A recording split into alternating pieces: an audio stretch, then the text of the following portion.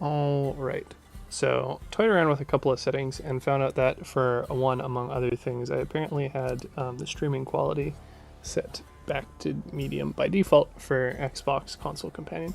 So now that it's on very high, should in theory have a better viewing experience, presuming that the nature of streaming from Xbox to computer and then streaming that to online and then recording that in the background um, doesn't end up being too resource intensive and cause more issues with delays and lag and disconnections. But in any case, had a couple of different topics that I wanted to talk about today, and I felt like this build was a really good example for them. So I'm going to end up probably posting this on the Crossout subreddit and then adding like 4 or 5 different people because this is going to be sort of the culmination of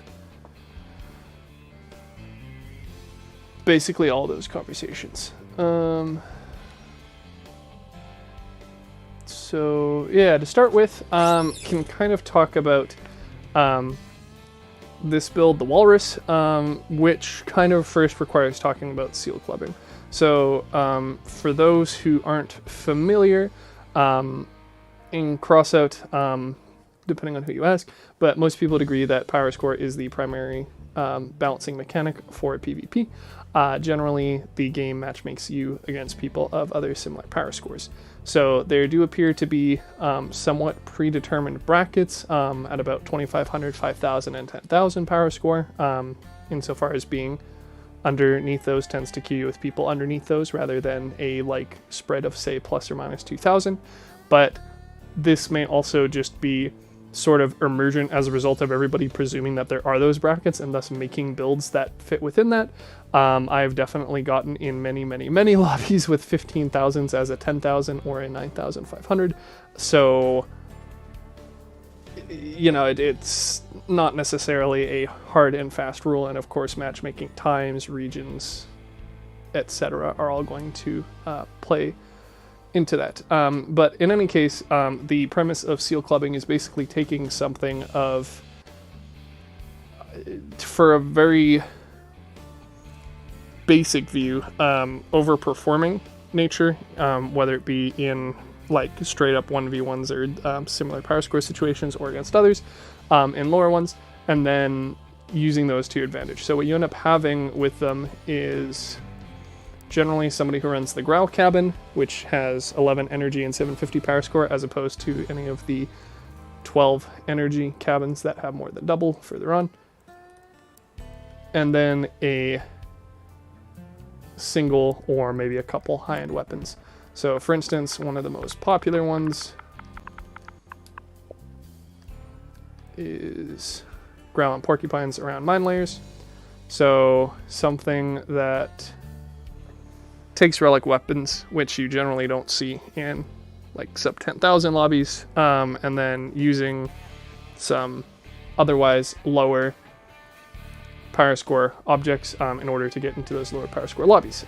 So like I said, the premise of being able to overperform due to being a relic weapon and them generally dealing a massive amount of damage, and being able to body people, especially because at the similar power score, the items that do counter the Porcupine, so the Flash and the Spark most specifically, tend to not be terribly prevalent, as it is also a legendary weapon. So you see lots of variations of this in a sort of variety of power scores, and you'll see different weapons. But obviously, since I'm searching for Porcupines, that's all that's going to show up. So in any case, there's a lot of them. Likewise, there is a bit of a epidemic with parsers as well. So having those in sub like 7,000 lobbies, sub 5,000s, apparently even as low as sub 3,000, although I don't play down there personally. And effectively like one-hitting a lot of people's builds, basically wiping maps, being able to get 4+ kills, or I guess 3+ now, that's been turned into 6v6 rather than 8v8 on console. And is generally making everybody's life a bad time. The problem is exacerbated when you have people who are running fusion builds, in which case you can cut off even more power score by having one person not require movement parts and the other person running less weaponry or something along the lines of that. And armor is generally sacrificed even more on those. Now, the counterpoints to that is those builds do generally have significantly less health. So another example would be this one, where it is a cabin, some movement parts, and literally just 2 weapons. I believe this was at 7,500-ish power score. It might have actually even been lower, but I believe it's around then. With the logic being the high HP weapons, the Cyclones having about 500 each, are going to serve enough in order to protect the cabin, which has extremely low health due to lack of armor pieces, and again, just sort of mopping the floor. So that's sort of the counterpoint, likewise with the Growl ones shown earlier. At the same time, when you use those high tier weapons as armor, it becomes a lot more difficult. So likewise with the ones in the exhibition, running tank tracks or having them undermounted on augers or something like that doesn't make them any easier to kill than like any other build of a similar power score, generally speaking. Other argument is how the matchmaking works to begin with, which is supposedly, I don't know if this has been confirmed or not, I've heard it enough times, but from like a few different people, but I don't know if it's the sort of thing where one person said it and everybody else has just kind of followed suit and repeated it without it being looked into. But the idea being that the engineer level of players are taken into account while matchmaking. So that means that while you are under max level, under level 30, you are in one lobby. When you're at Prestige, you're in another, and then I believe there's a third one somewhere there. I don't think there's a difference between level 30 and Prestige 1, because that's only the equivalent of like a week of playing worth of EXP, but maybe there's one at level 15 as well. But in any case, the logic being that newer players don't fight with older players, more experienced players, unless they queue up with another more experienced player. Although that does absolutely happen. There have been a few times in where I've grabbed screenshots or videos or streamed, and even otherwise, where people will bring their like new friends in, so they have like 1900 power score, and then their build will be like 6,000 or 8,000, and then 1900 basically just gets like killed from anybody who sneezes on them. Again, I think a little bit harsher of a juxtaposition if a bunch of people start new together and then one of them goes and buys a pack that has a relatively high power score. So for instance, this one, pretty mid power score, that somebody might buy to kick off their Crossout career. There's even some other examples of cheaper ones. So if, say, a pack is half off like this one, this is $15 and it's a 6,000 power score build, which would probably take you even like explicitly grinding a couple of weeks, maybe a couple of months to get up to as a newer player. So that's a thing, potentially, and that's supposedly supposed to help prevent it. I don't think it entirely prevents it, especially because people could just make alternate accounts. On the plus side, because you can't actually not level up, it's forced.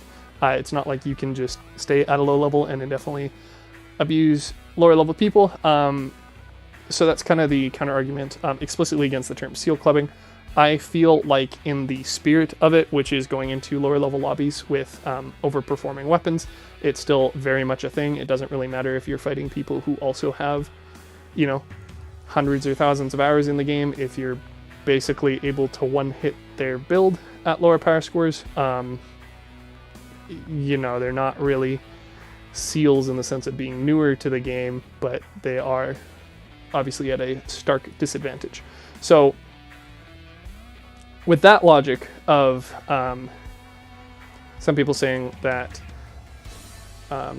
seal clubbing also isn't a concern due to the over focus of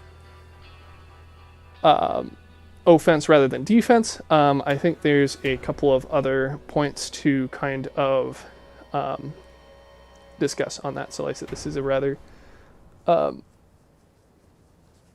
lengthy discussion before even getting into the vehicle on screen, the build to begin with.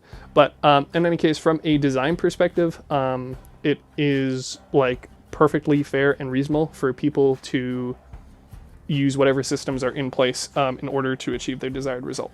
So under a few different player personality systems, there is definitely going to be ones that are looking and saying, well, yeah, people come to dominate over other players, so if they find ways to do that within the spirit of the game, and sometimes even without following the spirit of the game, that's legit. So to that end, it's sort of discussing how people will look at cheating or exploiting, and some people will be adamantly against it, some people will be adamantly for it, and some people will say, well, you know, if the devs have put it in the game, it's fair to use. It might not be fair in the sense of a competitive spirit or integrity, but until they patch it, it's fair game because it is there and available.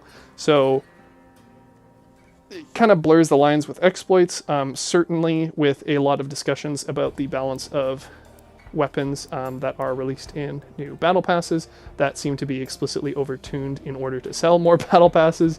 That's kind of its own discussion, but presuming no maliciousness, the fact that devs haven't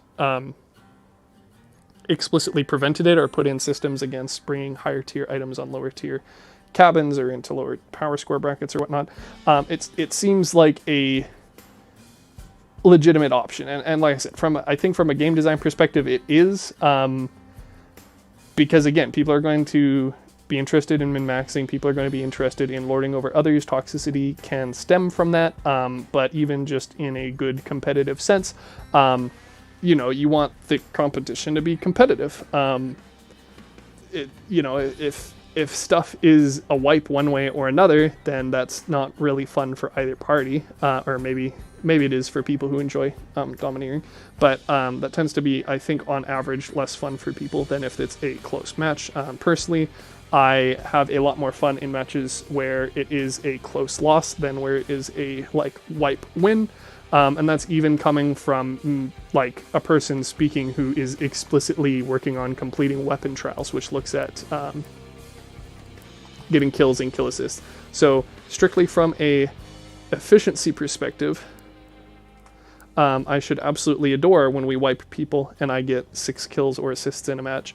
But just from a player experience perspective, it's a lot more fun and engaging where you actually have to think and work out smart people. I feel like, regardless of seal clubbing or not, matches where you 6-0 people tend to be a lot less fulfilling or interesting or exciting than otherwise. So that's the one side, and on the other, I feel like you can certainly have I don't want to pretend it's more or less fair than others, because obviously the developers have sort of not made efforts to prevent seal clubbing, but from the discussion of having a high offensive without a high defensive stat, that's sort of what I think a good counterpoint build brings up with the Walrus build. So it is a hyper low durability build that still has vehicle durability, that still has a decent amount of total durability, but is effectively 2 cannons in a badly designed, very small, minimal armor tank. So I don't think anybody would really consider this seal clubbing. Personally, the brackets I use to sort of determine what is fair for where items to show up is looking at about 2,000 power score bracket for each weapon class, or weapon tier rather. So when you look at these, there is 6, 1, 2, 3, 4, 5, 6, as well as the technical base tier of the SM Hornet, although I'm not going to include that because it's effectively a less good white tier, common tier. So when you look at it, looking at 2,000-ish power score for each of them, which includes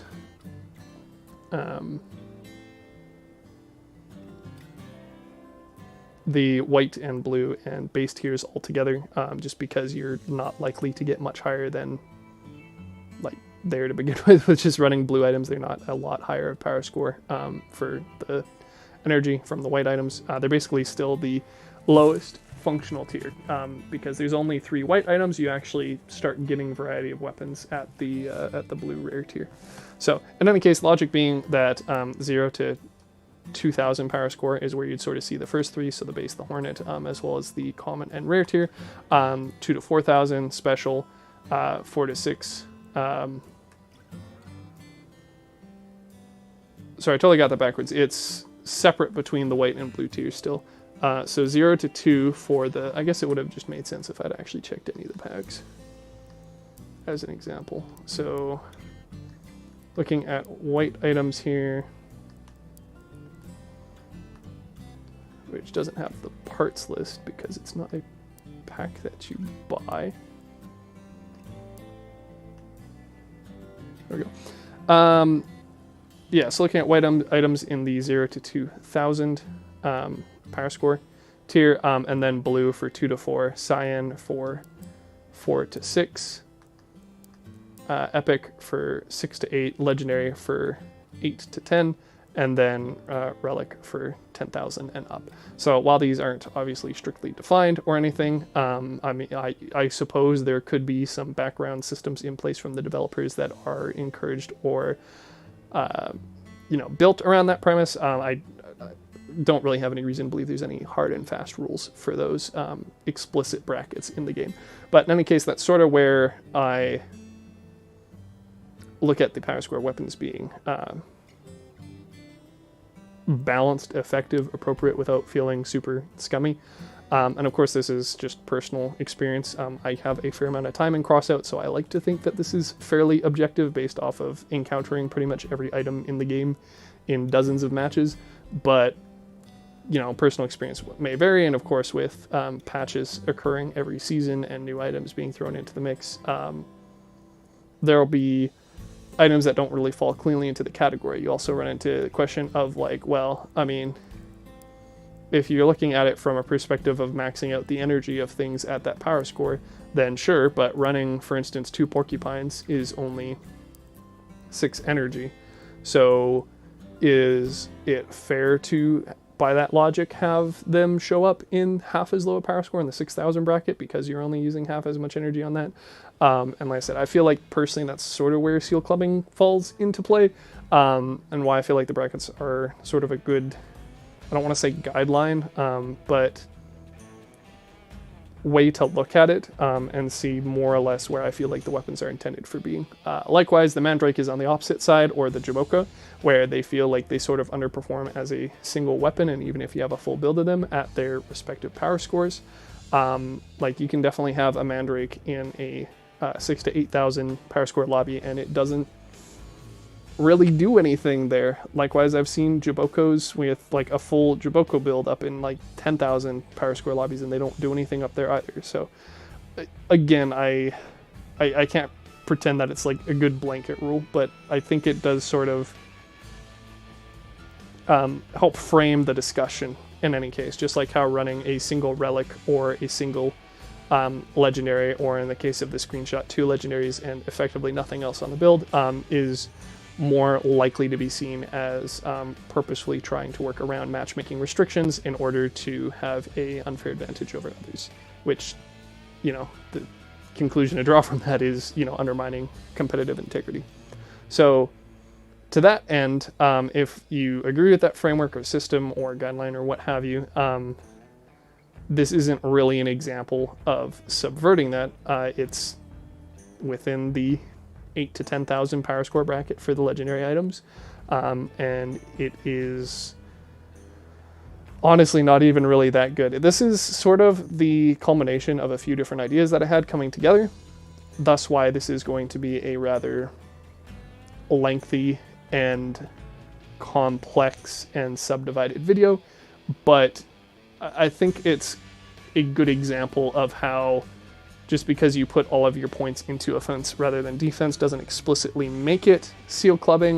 The other hand would be, of course, just because you bring them into lower power scores doesn't inherently give you a better chance. Like I could point to the Jaboko and the Mandrake for as examples, but I think this is sort of a good counterpoint nonetheless, where you can still have that sort of trade-off in a somewhat fair power score. So like I've played this a little bit very minorly the other day in the 10,000 power score bracket, and it performed surprisingly well for the sake of it only having 340 health, but not like crazy as if it were seal clubbing, and not any more or less effective than other builds that I've had at that power score before. So as for the actual contents of the build and the inspiration behind it. I feel like the seal clubbing discussion was sort of one to have anyway, because just looking at it from the explicit perspective of it is extremely minimal, and yet it's a rather high power score, although obviously that can be attributed to it running Goliath tracks with their 2000 power score, as well as a light cabin, which has more power score than its medium or heavy contemporaries. It's just sort of emergent description you could somewhat apply to this that I feel like is worth describing and going over in depth in the video, since I haven't actually like posted the thoughts on it in a video thus far. It's just sort of been remarking the same comments over and over and passing on Reddit, which is basically saying that, like, while it is a theoretically legitimate way to play the game, undermining matchmaking and making for very one-sided lobbies isn't in most people's best interest, I believe. So, as for what this is actually about, this is taking, like I said, a couple of different ideas and mashing them together and looking at what the result is. So to begin with, I have been running the Goliath tracks since very early in the game. It's because I bought the Iron Shield pack because I love tanks and I love tracks, and I love these tracks, and they're the beefiest. So yeah, I have a lot of experience with the Goliath tracks. Likewise, one of the first cabins I had picked up is the Bastion. And putting them together, sans the mesh clipping, was sort of just a logical decision, and I've been running the, like, more or less this format for an extremely long time. So it has had a few different formats. I did originally have it being used with the Carapace cabin. I did originally have turret cannons on it, and then eventually moved on to tacklers. And I've also done a couple of other things with it as far as using Reapers or using Cyclones as well. So suffice to say, I have spent a lot of time using the Bastion and Goliath. One of the more interesting things that was posted online a while ago, and I couldn't really be arsed to find it because I don't think it was a particularly unique or interesting idea. Unique or... I guess I'm trying to say unique twice. I'm sure it wasn't a novel original idea at the time, just something that was new to me when it was brought up, is the fact that because the Goliath tracks, unlike all of the other tracks, and in fact most movement parts, has the movement capability on both top and bottom, if that makes sense, since the track wraps all the way around. You can actually run an upside down build with this, or rather you can make the build somewhat unflippable. So because I was using the Bastion cabin, which is a very tall cabin, that's not the case. As you can see, the top sticks out, and if you flip and try and move around, you're going to have a bad time due to the flat nature of it, the extreme front heaviness of this specific build, and just in general you aren't going to have enough contact with the ground even if you flip to make it worthwhile. So that is one of the inspirations, or rather that was the beginning of the inspiration behind this. So taking the premise of having a build that could flip and still function, since flipping is quite the obstacle for most builds in the game. So I'm just going to remove anything that's possibly scraping on the ground to show the point. So naturally, as sort of brought up by the point of the Bastion, you have to sort of have a low profile cabin in order to actually fit, so that when you flip it doesn't interfere like the Bastion would. So for instance, if I flip this, or I don't, because it's a lot harder when you take the guns off due to the change of the center of mass. Something. There we go. So I'm able to drive around upside down. Now it is interesting to note, it really wants to flip back, even with the guns on and with a higher center of mass. I don't know if it's because of how the physics are scripted, or if the top side of the tracks aren't actually meant to be used for movement. But the base premise is they're running a low profile cabin. Allows you to still move upside down with this. Although, like I said, it does have a big habit of wanting to flip back over.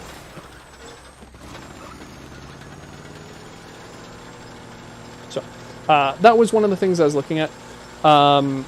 And I did try a couple of different methods. So I was looking at other heavy cabins that would potentially work for it.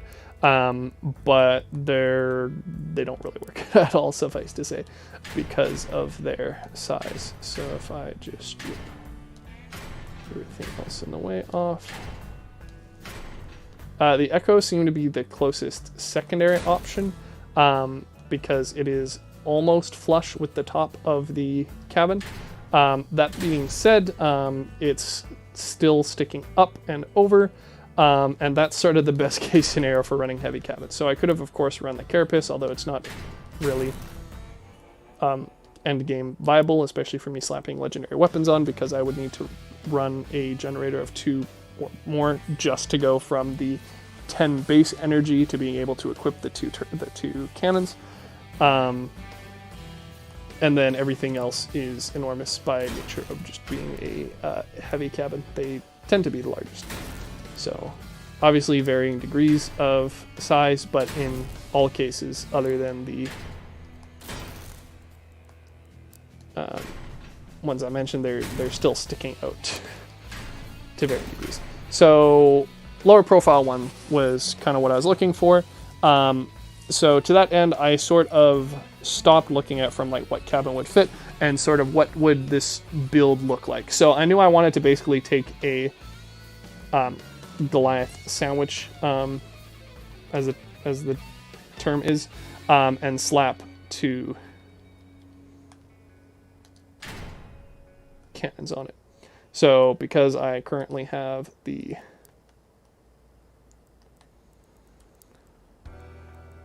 cannon challenges to do for the legendary tier as well as the relic tier, although I'm not currently working on the relic tier due to cost, the tsunamis make sense. I own them and they kind of fit, because they're 6 wide, and as are most cannons, and they also aren't extremely tall like the turret cannons tend to be. Also, just by nature of being a fixed angle cannon, they don't suffer from being trapped, being sandwiched between tracks.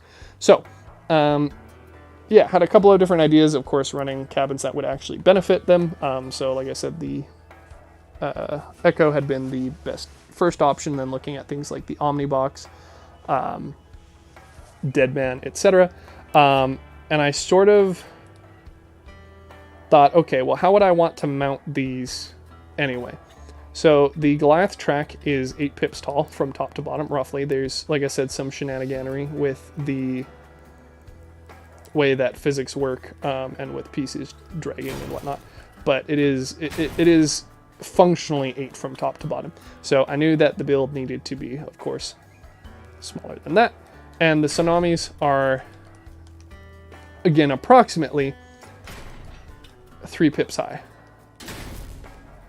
So while you wouldn't do well to like cover on top of them generally, because you do run the risk of restricting their range of motion, you can do it to a certain extent. And of course, I don't want the weapons peeking out above or below the track. The below one for interfering with driving, and the one above for being able to get shot off, especially because, again, it is fixed angle and I wouldn't be able to return fire if they were getting shot at from the side as easily as if they were turret cannon weapons.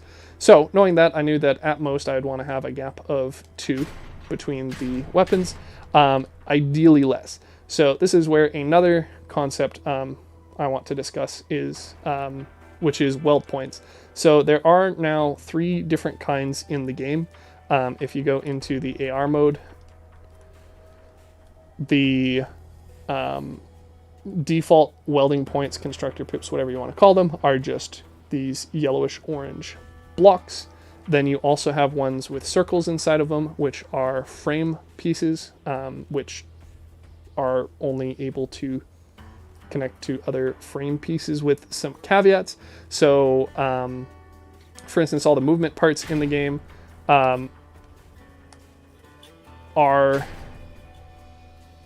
in effect restricted to being connected to frame parts. So you can't attach the Goliath to any of these regular constructor pips, despite these not being frame pieces themselves, or frame constructor pips themselves. Why that is, I do not know, but they effectively function the same as these, which is to say that you can only connect them to one another. So all of the cabins will have constructed these frame parts underneath. None of them have them above or on the side. There are some interesting shapes with them. So for instance, the Cerberus cabin has a lip on the front, as does the Machinist, and those are using regular pips, but there aren't any frame pips, weld points, other than the direct underside of the cabin. And that's universal across all of the cabins. So, I mean, I don't know how many examples I need to show, especially because most people who I'm going to be pinging for this discussion are going to be probably more than well aware of this particular part. But in any case, the frame weld points do still allow you to connect other pieces to them. So, for instance, you can attach a gun mount to the frame parts. You can attach whatever other structural part that you want to it, and you can even attach modules or weapons if you are so inclined. But you have to attach frame parts to frame parts. So you have to attach the cabin to a frame. You can't have no frame and test drive. Actually, apologies, you can. Forgot about that. You can't attach movement parts to the cabin, though, without frame parts. And you have to have a cabin on your build. That one's for realsies this time. And movement parts have to be attached to frame parts. You can't attach them anywhere else. And in fact, you can't actually like even try and snap them to anything else other than the floor. So you can't, again, put like any weird, crazy shenanigans with wheels on top of wheels or anything like that. So, that leads to some interesting build opportunities, especially with movement parts as well, because, for instance, with tracks, they have a plethora of welding points on them. So if I slap this on the floor, so you can see, don't know why they bother hiding it with these like side skirts, but there are those in there, and then there's also the ones semi-hidden in the armored track. And then there's all the other ones which are a lot more blatant with their weld points. That applies to legs, wheels, tracks, etc., everything. So, because of that, you can do things like attach weapons to movement parts. And when you get something like the Goliath, which has a lot of durability, it actually ends up being potentially a more secure attachment than attaching it to other parts such as buggies. Of course, attaching it to the cabin is pretty much almost always your best bet, because if you lose the cabin, then you're done anyway. But I digress. This is still effective when you have high durability movement parts, is basically what I'm trying to get at. So there was a couple of conversations about that. But you can do that with any sort of movement part that fits. So I guess this is a bad example with the big rams, since they are too wide, and the pips for the frame to the Tsunami are 3 wide. But anything that's even, anything that's even 4 wide, we'll see. Although actually I don't think there is. I think it's just the tank tracks and the augers, which are almost their full length, and then there's everything else, which is like just 2 pips wide. But in any case, it works. So if I slap on something else, it's a good example. I can just use the young one here. I could theoretically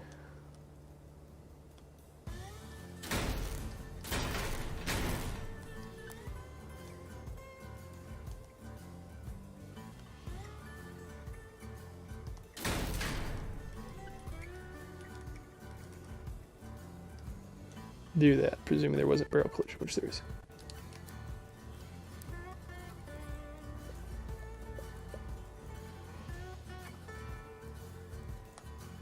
I think what else is a good example for something being relatively square.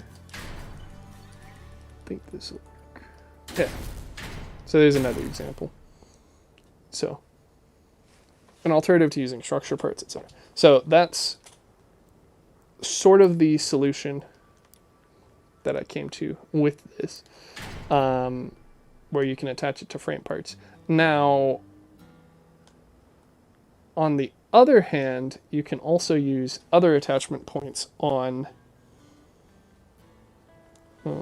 movement parts, which is, again, restricted since most wheels and most tracks don't have the additional pips other than their quote-unquote frame level ones, which again, I'm unsure why they haven't been designed with the circle in them as well.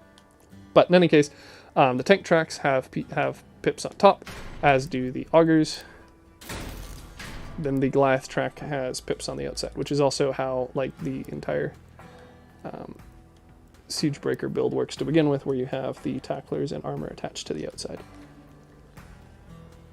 So, to that end, you can do some pretty funky shenanigans if you were so desiring. So, for instance,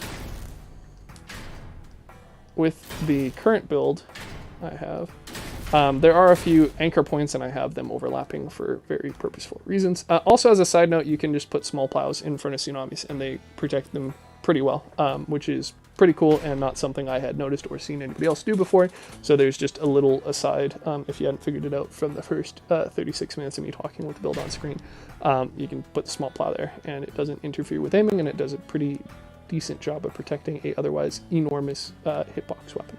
But in any case, if I were to strip all these parts off, again, the tsunami is still attached to the Goliath, but the one on top is not. There's no side pips to connect on this side.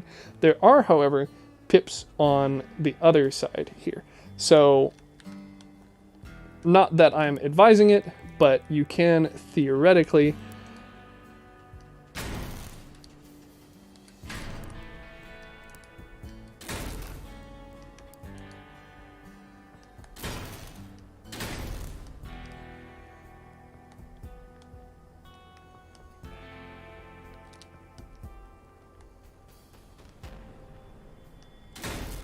do something like that. And that gives you a couple of different options. It allows you to, for instance, sandwich Goliath tracks, so you now have multiple layers of them. And it gives you the opportunity to put the tracks inside out. And while I do not advise this, because if they shoot off those frames and your build falls apart,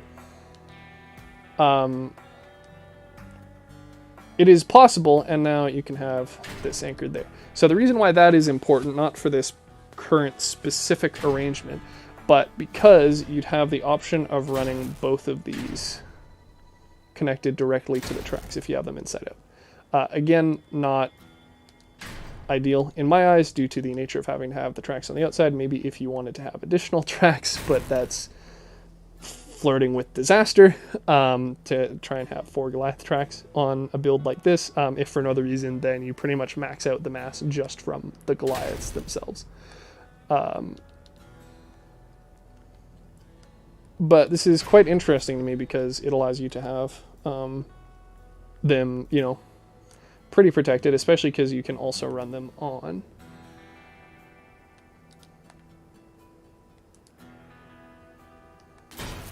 either side, naturally. So you could have both of them flipped.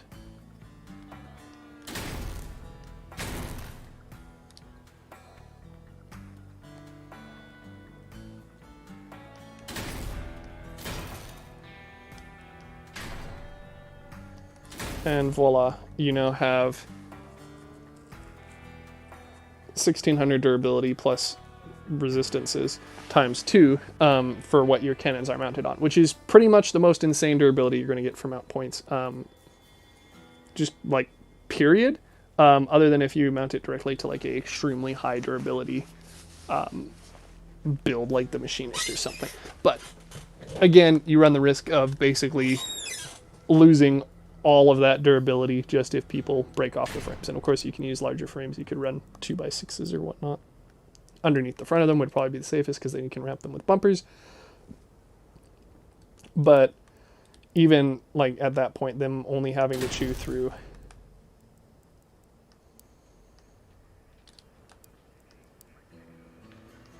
like the 24 durability with damage pass through isn't ideal. Now the reason why I have the gap on mine, because obviously this is a much nicer low profile than the ones that I have,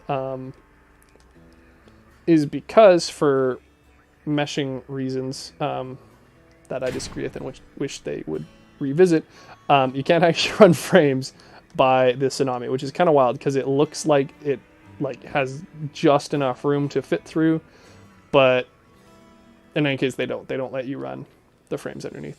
So that's why I have the gap, because I want to definitely have redundant frames if I'm going to be running the tracks inside out.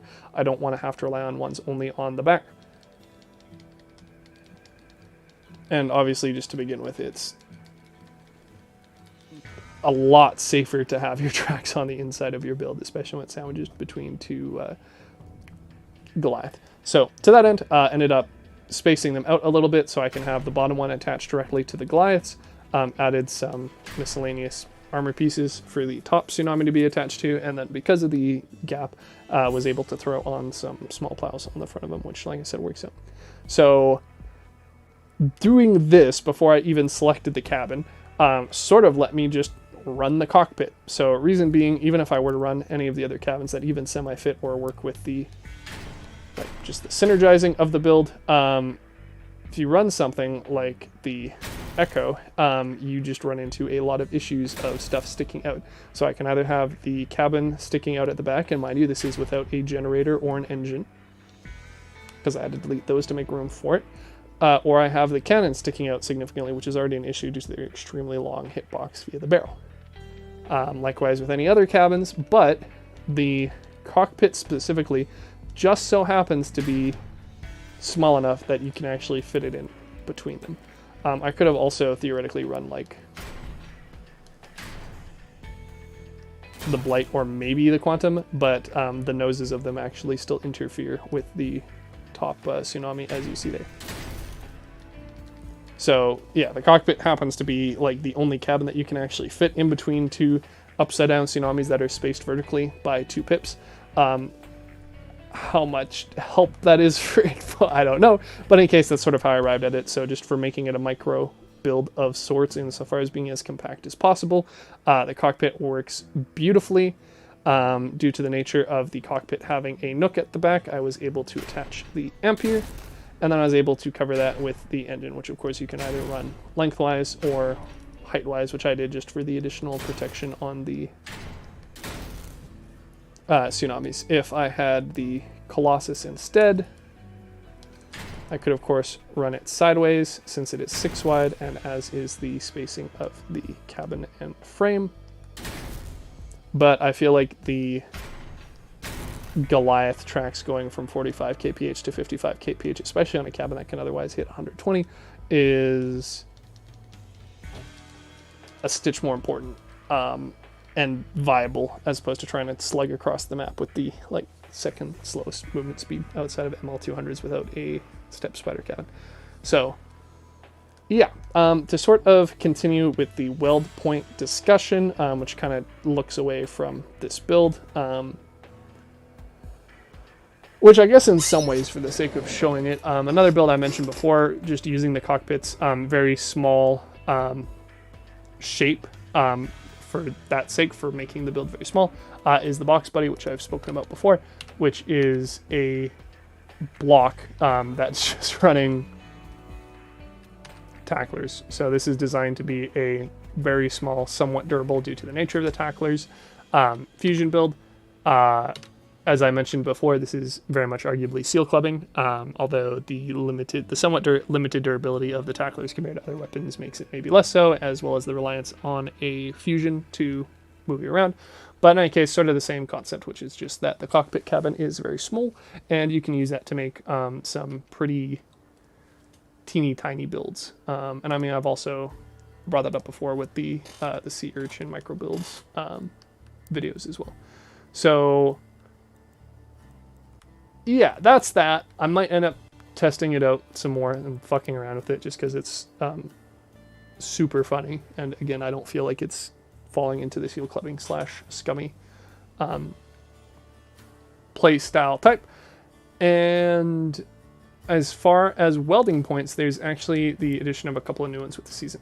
So the Averter, which is a defense module, which increases the durability of parts attached via power nodes,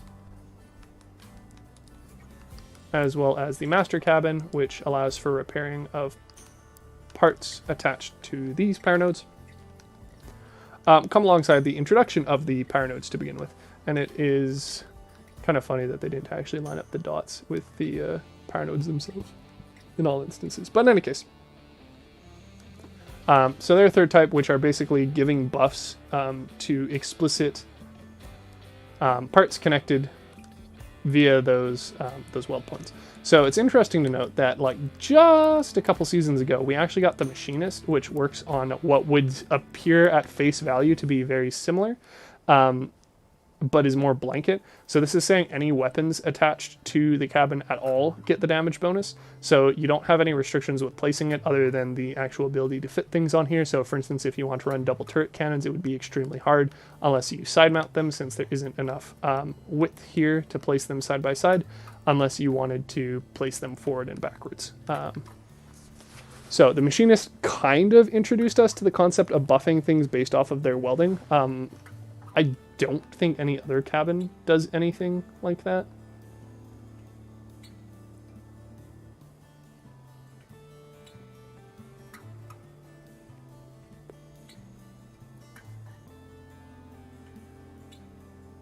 Yeah, so in any case, the Machinist was basically power nodes light.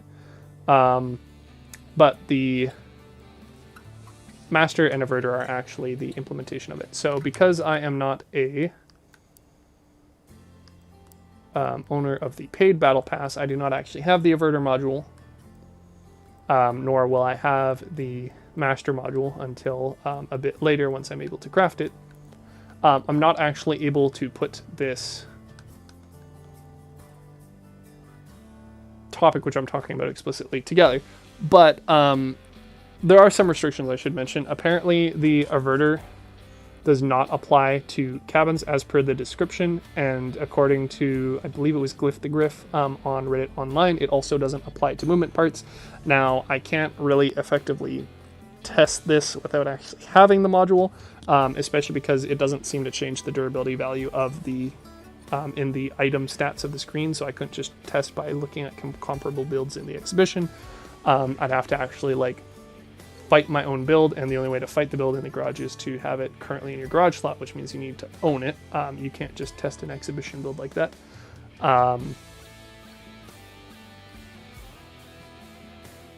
Unless I want to try and, like, do math with running into exploding barrels with Goliaths and like harvesters and whatnot, but it seems a little complex. So I until I come across it, I'm just going to take that at face value that people know what they're talking about. Again, maybe not.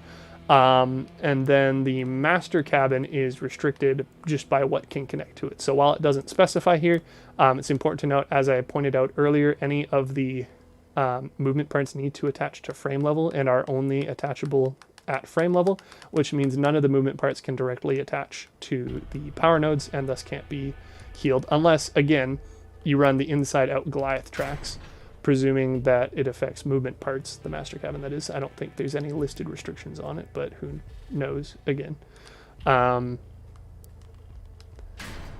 Or I actually think there's no, I don't think there'd be any other way to connect a movement part to those power nodes. Yeah, so that's an option, theoretically, and I will, again, at people on the Reddit to bring it up if they ever feel like experimenting with it. But again, the risk of having the frame shot off on when you wrap around with them is too great, in my opinion. Maybe if you ran like a sideways build with it at the back and then protected it, or ran like 2 Goliaths back to back on the back, I don't know. It'd be a tough sell to begin with, and probably tough to use effectively, but that's theoretically possible. Likewise, because these nodes, these power nodes, are 4 apart, and the Averter are 4 apart, or I guess rather they have a gap of 2 and they're 4 wide, would perhaps be more concise to say. I point out that you could actually do some shenaniganery with them, because whilst the master cabin is 6 wide, and thus you couldn't just slap the averter module behind it, especially because you can only have one on a build.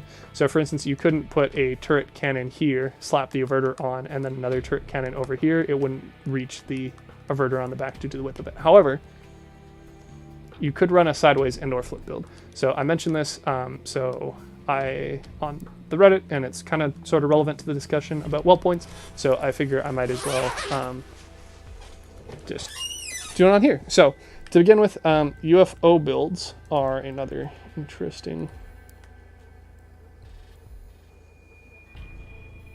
idea, where basically you take,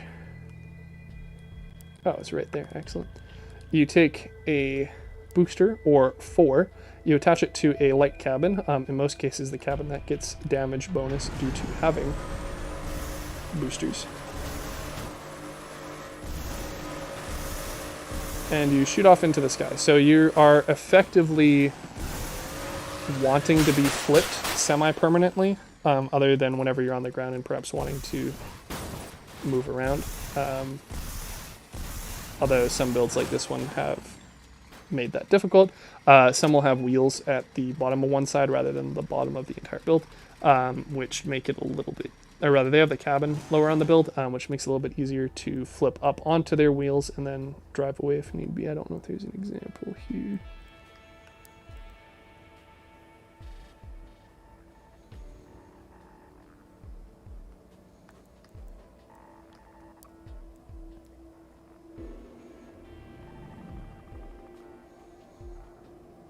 Yeah, maybe not. But in any case, I could theoretically build this, but it would be blue boosters, and I've never made a UFO build, so I'm not going to spend time doing that on stream. But in any case, you could theoretically move the wheels in the cabin lower, so that you can purposefully tip yourself back up on your right side and drive around without having to locomote almost exclusively with your boosters. But it's an interesting concept. So like with the box buddy mentioned earlier, which is reliant on a fusion build, I mentioned that you can theoretically combo the averter and master cabin. Now, well, whether or not we actually see this like at all, I don't know. I doubt it a lot, and this mock-up is probably not going to do me any favors to prove my point. But if you were so inclined, you could run cabin. Let's pretend the trucker is the machinist, because this cabin gets no love, rightfully so, mind you, but gets no love any other time. So you have your power nodes. In this case, it'd be approximately at the bottom. Okay, so maybe you'll get another example cabin that has pips all the way to the bottom. They're kind of tallish. Beautiful. Okay, so let's pretend this is your master cabin. Very tall, very wide for a light cabin. But if you have a master cabin, you have your power node there, and the other ones aren't connected. But in case something like that, you could theoretically slap the averter module underneath. Again, I don't have this, so we're going to make do with a Tamir, which is the same size, which also has power nodes there. So as you can see, those overlap, and you could even theoretically do it lower. So if you were, again, so inclined, you could even run frames, and then a better example might actually be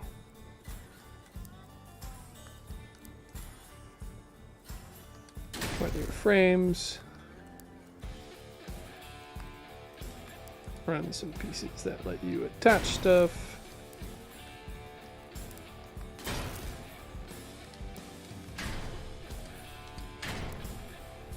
Let me just simplify this.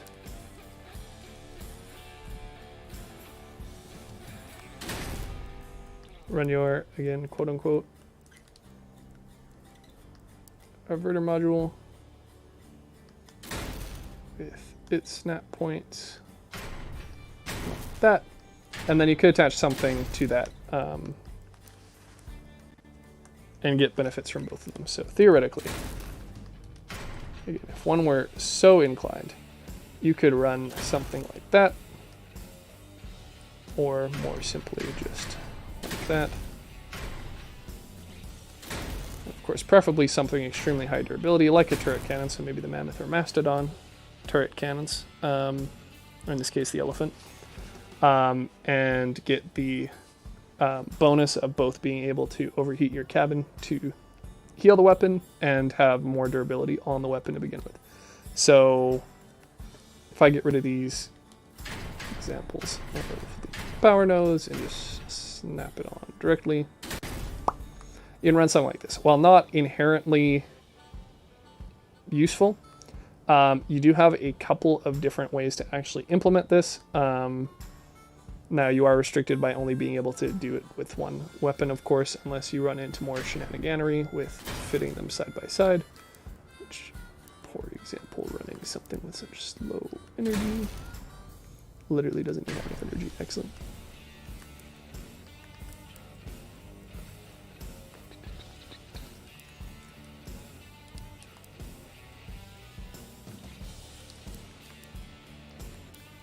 We're just going to swap the cabin out again.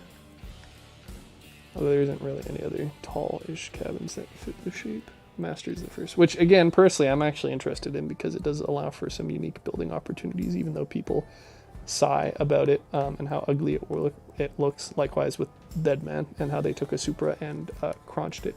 But again, interesting build opportunities. Let's just take you. Of course, you don't fit because you have to be put on the frame. And I can't attach you to the other pieces because you have a certain weld point. All of the things I talked about coming to a head in examples. So, terrible cabin for the sake of pretending to be the master, I know, but yeah, if your weld points like that, I don't actually know if it's 3 or 4 apart. Maybe it's only 2. Yeah, 1, 2.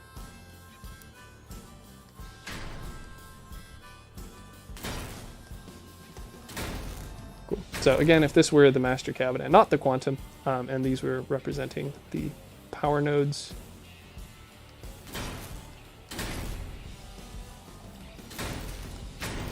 then you could attach turret cannons.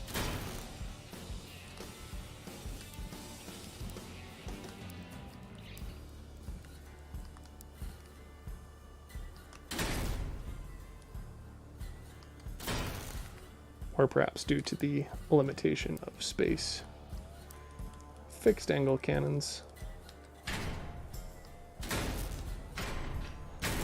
And get the buffs of both of them. So obviously this is not effective from a straight standpoint of it's kind of hard to shoot things when your guns are vertical, and that's sort of where fusion builds come in. So it would be rather painful to try and organize to begin with, but I'm sure completely possible to get a build going like the Box Buddy, where you tip over. It's actually funny because I probably want to use the buggy step plates to actually serve as legs, but there's other pieces I can use as stand-ins for that.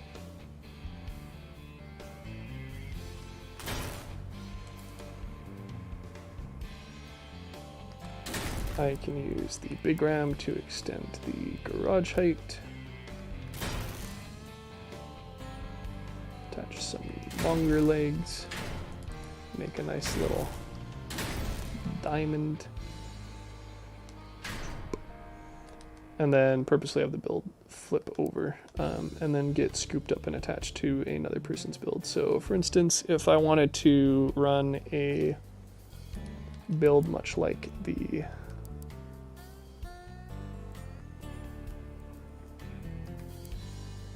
backpack build where I'm hovering above the ground with a connector, so that once I connect I can blow off the stands, the legs. Makes it a little bit easier to connect than just having somebody laying on the ground and having to be lifted up. Then I'd want to have additional legs facing in that direction, so I might even do something like have the connector on top of the cabin. Run legs.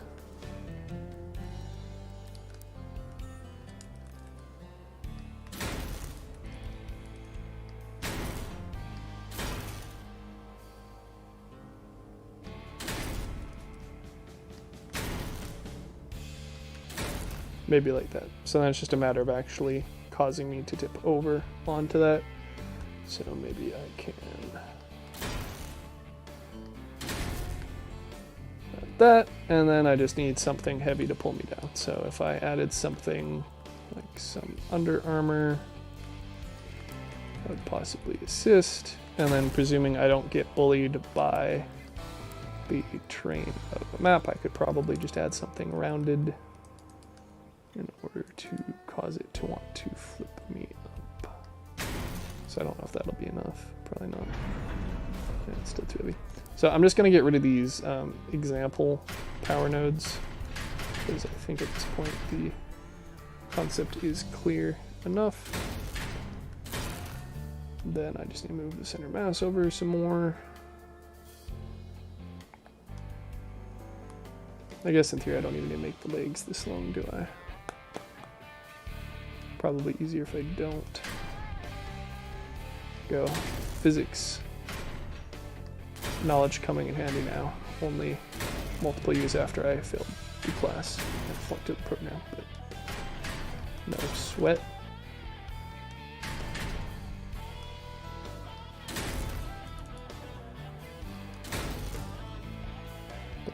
Boom. I sure hope this is like useful to people, like even just like insofar as like a hypothetical, and is not used for evil, like people like Ice Pilot to just seal clip even harder. But unfortunately, if people hadn't figured it out beforehand anyway with me posting it, they definitely will after, presuming, you know, anybody actually sees it. People are definitely going to use this to min-max in multiplayer. So like I said, that's why I think it was important to sort of bring up the discussion of seal clubbing earlier, because I think it's pertinent to if you were to run something like this, maybe less so than in other builds due to the nature of it being a, well, potentially legendary weapon with legendary cabin and generator build, but nonetheless, good topics to discuss, methinks. Let's see. Oh, you know what? You're angled quite well. That might just be the ticket. So I kind of want to get a roll motion going on so that it flips onto the feet we have over here.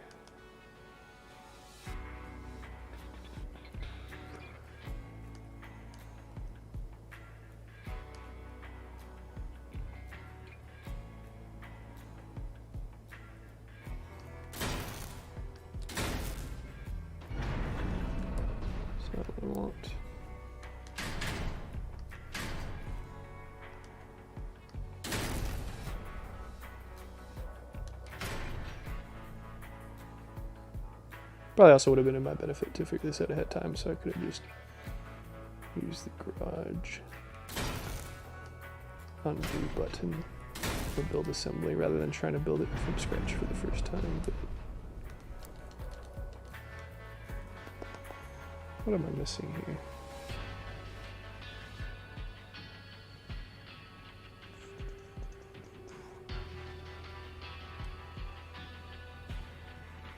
Sort of need it more rounded.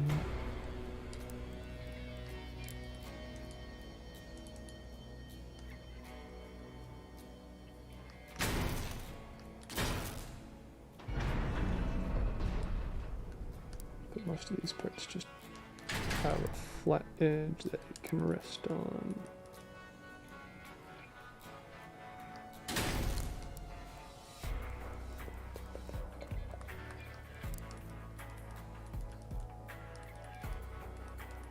Definitely had that where I need it to be. It's flat again.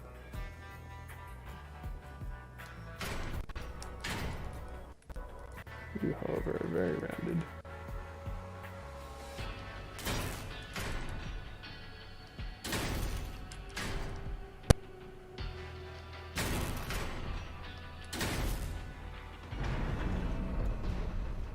Oh, we're almost there.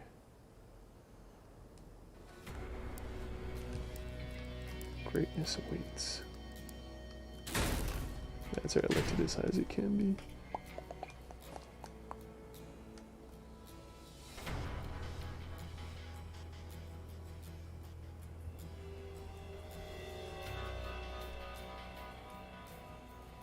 I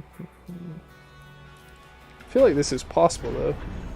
Maybe I'm like the only person who is mentioning this because it's not actually feasible, but I feel like it should be. Maybe somebody better at physics than me will have to figure it out though.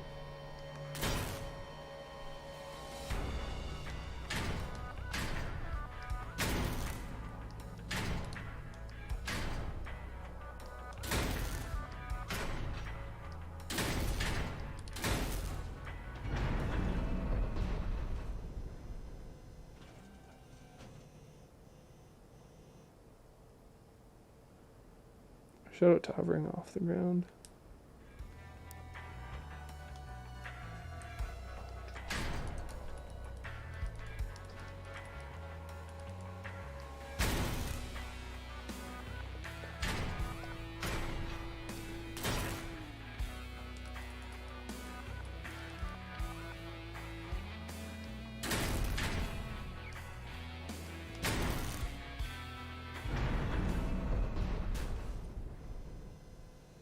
So close.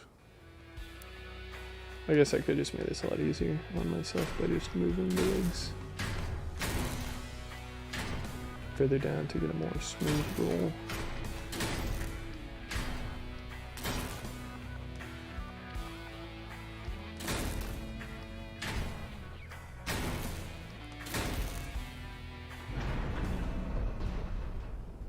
Aha! Voila! So completely doable. Mind you, you are potentially losing a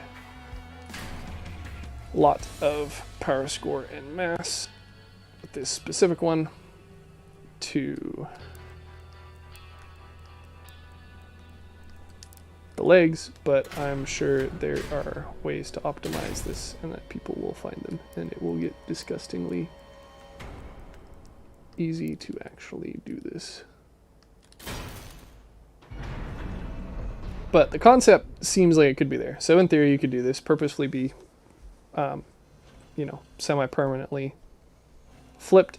You could have the durability buff to the weapons. You can repair it with the master cabin. The master cabin is now not extremely tall, but extremely flat due to flipping it over. And other than being dependent on teammates, this actually seems super doable. On the other hand, you could kind of cheese this.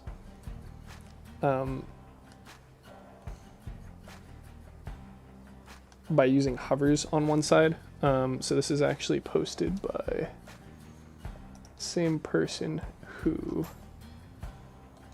was discussing the concept of attaching things via movement parts to the averter.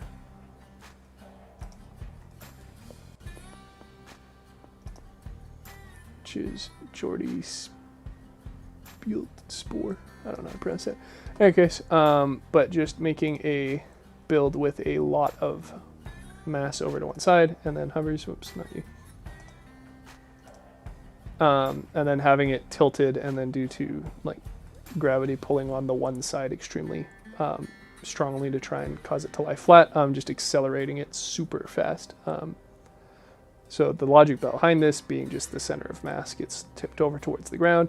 The hovers are now facing the ground as well. Since hovers cause parts to float, you just get jetted off in one direction. Mind you, I'm sure this is probably extremely hard to drive and do anything other than moving in a straight line. But yeah, so you have another potential way of getting that done with the master cabin. And again, I'm sure this knowledge is definitely not going to be used for evil.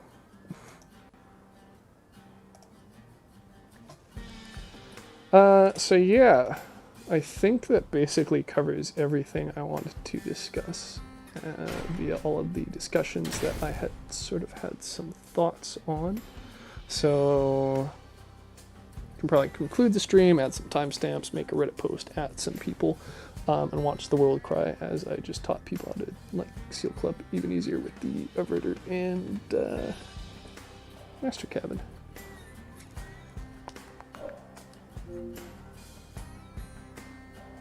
Yeah.